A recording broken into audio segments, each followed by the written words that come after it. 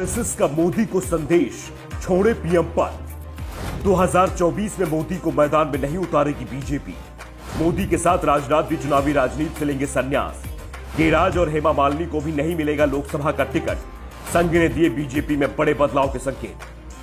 PM Modi का करिश्मा अब चूकता दिख रहा है। आरएसएस को भी अब पीएम मोदी पर भरोसा नहीं रहा है। मोदी को भी एहसास हो गया है, इसलिए आजकल वो योगी आदित्यनाथ की तारीफ कुछ ज्यादा ही करने लगे हैं। यूपी चुनाव में पीएम ने योगी ही उपयोगी का नारा उछाला तो तेलंगाना में योगी को साइंस का विशेषज्ञ और तेलंगाना के सीएम केसीआर को अंधविश्वासी बता दिया।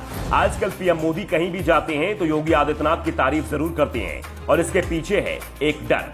जी हां, मोदी अब योगी से डरने लगे हैं। योगी आदित्यनाथ की लोकप्रियता आज बीजेपी में मोदी से के बाद सबसे ज्यादा है, लेकिन मोदी का विरोध करने वालों की तुलना में योगी से नफरत करने वालों की संख्या बेहद कम है।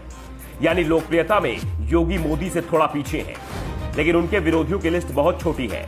मोदी की लोकप्रियता में कमी आ रही है तो योगी की लोकप्रियता बढ़ती जा रही है और आरएसएस को भी इस बात का एहसास हो गया है, इसलिए उसने बड़े बदलाव का संकेत दे दिया है। संघ ने पीएम मोदी को इशारा दे दिया है कि उनका वक्त निकल चुका है, अब उन्हें युवाओं के लिए रास्ता छोड़ना चाहिए।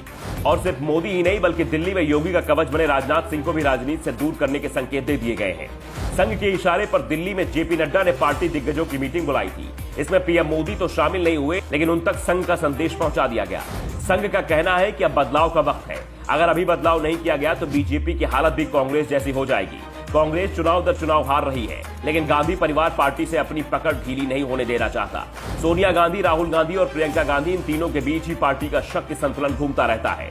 राहुल कांग्रेस के मात्र सांसद हैं, लेकिन वो पार्टी के अध्यक्ष की हैसियत से फैसले लेते हैं, तो प्रियंका गांधी भी पार्टी के हर फैसले में अहम भूमिका अदा कर रही हैं, जबकि पार्टी के दिग्गजों को साइडलाइन कर दिया गया है, जिसका नुकसान कांग्रेस को हो रहा है। लेकिन गांधी परिवार कांग्रेस के नुकसान की कीमत पर भी ताकत अपने हाथ से जाने नहीं देना चाहती।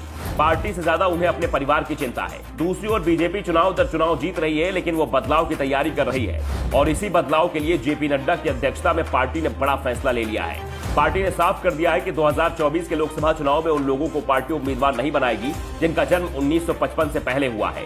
यानी पार्टी में जो लोग 70 साल के हो गए हैं उन्हें लोकसभा का टिकट नहीं दिया जाएगा।